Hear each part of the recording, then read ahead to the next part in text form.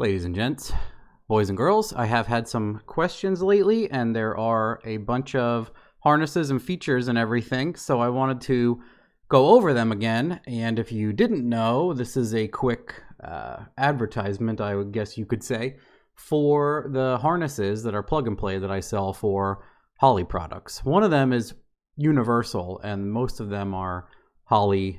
The newer harness, if you have a Terminator, you definitely have it. They changed one of their harnesses to have what's called a power tap, and a lot of my stuff plugs into the power tap for what it needs. So we'll go over it quick. This is sloppymechanics.com website, and then what I have here are most popular things. One thing we'll go over, this is certainly the most popular.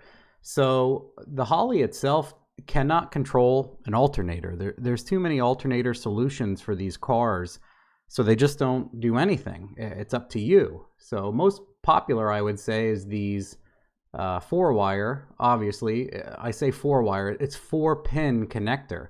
It's one wire that it needs to excite the alternator and charge it correctly. So I sell this plug and play alternator. And if you look here, it's a flex fuel plug and play. So you plug this guy into the power tap, and then you plug this into your flex fuel sensor.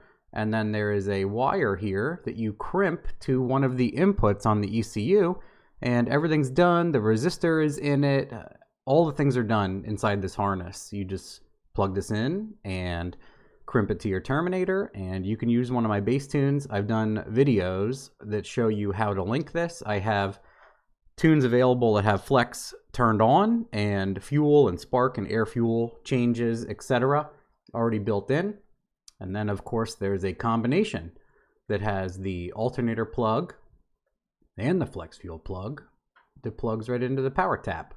So I have those guys, and then there's plenty written here, and it has updated overviews and how everything works, etc. And then here is a link for a trusted Pace Performance Continental flex fuel sensor. Because if you buy, in my opinion, if you buy one cheaper than $55, it's a copy that will not last. So we'll move on back to here. I am out of stock of these, but we are getting them probably within the week. We ran out, and I was doing 3 different kinds for a while because during the whole, post-COVID here, it's still hard to get parts. So I was doing the AEM dial, the really nice clicky boy. Is that this one? Can I show you a picture? That's a nice AEM clicky boy.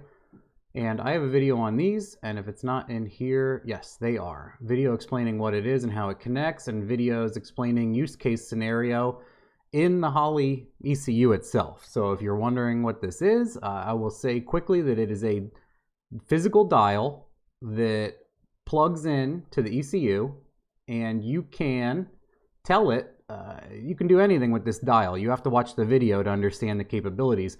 Most commonly what we do is we call it dial a boost. So that's what it sells for. And I haven't done combos in a while, and I have to add the AEM one back in here. But I was doing ECU masters for a long time, but they are moving their shop and they don't have the stock ready, etc. So they're all different prices because some of these dials go anywhere from $5 to $33 a piece. So the next ones that are coming up are the AEM dial, like this style you can see right here. It's a 12-position clicker. The AEM is an 8-position clicker. I also got, for when I do the ECU masters is 8-position. I have Raccoon and Sloppy Mechanics logos for the ECU Masters ones when I get them back in stock. That will be pretty hilarious. You can use whatever dial face you want, but I'm going to be shipping the Raccoon Sloppy Mechanics dial sticker that you can apply to it and around it.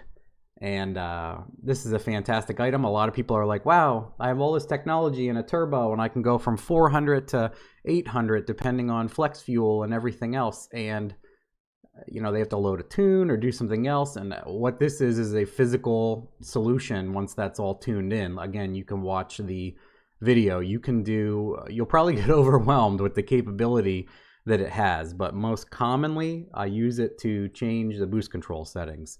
So you have a dial that can go from, this is relatively speaking 400 to 800 horsepower at the turn of the dial.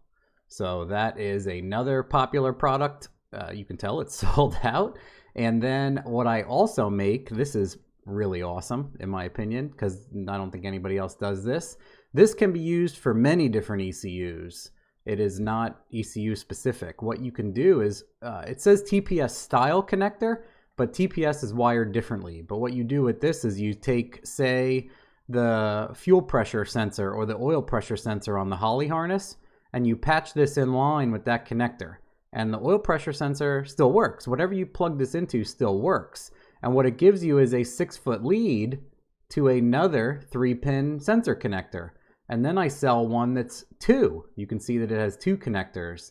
And what happens then is you have a white and a yellow wire that come out, and that's sensor 1 and 2. And then the single one is just a white wire.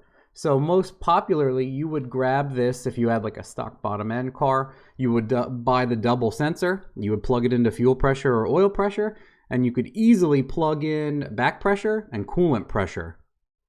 From there, you crimp the 2 inputs and tell it you have 100 or 0 to 50 psi sensors and set them up, and boom, you just plug and played coolant and back pressure sensors. Boom, done. That can be quite a pain to do. So this is a very nice solution. I even hate wiring them. I use these to easily shortcut that stuff. Another one that I make is, this is not ECU specific either. Again, with the charging the alternator, it doesn't really, exist on a lot of ECUs. So what you have here is, this plugs in line with a coil pack connector. And then it does all the appropriate resistance and everything else to charge the alternator correctly. Again, the most popular 4-pin single wire stock alternator. The reason it's kind of expensive, but dudes, that coil pack connector, the female, so expensive. But anyway, yeah, all of these are made in the US by a dude in Wisconsin. His name is Jacob. Made in the US, labeled, shrink wrapped, beautiful single unsplit loom, everything, blah, blah, blah. They're incredible, awesome. I'm not just saying that. Well, I am saying that, but they're mine, but they're the nicest ones you can buy. So that's a quick rundown, other than if you didn't know, I have my own camshaft also. And same thing, made in the US and shipped from the US. They're a little more than everyone else's, but part of that is supporting Sloppy, and it costs money to buy cams, especially when you're not doing thousands in bulk. So pretty proud of this camshaft. I worked with 2 big names to develop it, and I have tuned it a bunch of times. And what's cool about this is it has all the power a Sloppy Stage 2 has, but it's missing a tiny bit of top end, but it has better low end, doesn't miss anything in the middle. It has better idle vacuum. The Sloppy Stage 2 has terrible idle vacuum, so if you have power brakes that are vacuum assisted, they don't work that great in some cars. This has amazing idle vacuum. It also has very good idle manners. So I've done a bunch of cars. This is an issue with the Sloppy Stage 2. It's so choppy at idle, you have to raise the idle enough that it wants to push through a converter and do what we call cruise control. It wants to drive itself or push through the brakes at a stop, etc. I'm sure a lot of you know about that, and the solution to that sometimes is to buy a converter, and that's additional costs, etc. So I've done a few of these with completely stock converter, and they idle and run beautifully. They don't push through the brakes, blah blah blah, etc. So they're fantastic. They work. Obviously, we called it the best cam. That's a little bit of an inside joke. If you don't know it, people on Sloppy all the time would come on and say, what's the best cam for my 5.3, or what's the best cam? So this is a perfect all-arounder. This works good on motor and a otherwise stock engine. I have picked up 80 rear wheel on a completely stock truck with springs and long tubes and this cam. Incredible. And it works good with nitrous, turbo, everything. You can't really go wrong. So if you're staging your build or want something that future-proofs, etc., this works with everything. The other nice thing is it has gentle ramp rates. It doesn't beat up your valves and springs. It is more gentle, and it does have a very choppy idle. There's videos of it idling in the description here too. and we give away obviously all the events, and then we even show like on a Holly here for injector phasing, what you would type in, all of that. So all of that's there. The quick product overview. Just wanted to get it out there. Some people were surprised to know that I sell plug and play stuff, and I'm like, well, you know, I haven't talked about it in a long time, so I guess I will. Here we go, and quick going over all that. But hope you guys enjoyed. Let me know if you have any questions I can fill in. I would say that 99% of it is here already for you, but I would appreciate if you have a question that I don't have answered. And thanks for the support. I like making this stuff easy for you guys, and I tune many cars a year that the guys, they're like, man, I don't like wiring, I don't know what to do. And they plug it in and they bring it to the dyno, and I can set it up 50 different ways for these guys. And you know, at some point they're overwhelmed, but then when I show them and we go over things, they get exactly what they want on a dial. Alternator works, flex fuel sensor works. A lot of this stuff is annoying and tedious and complicated, so this plug and play stuff is boom, it's literally plug and play. So thanks for your time, thanks for supporting, thanks for watching, have a good day, bye.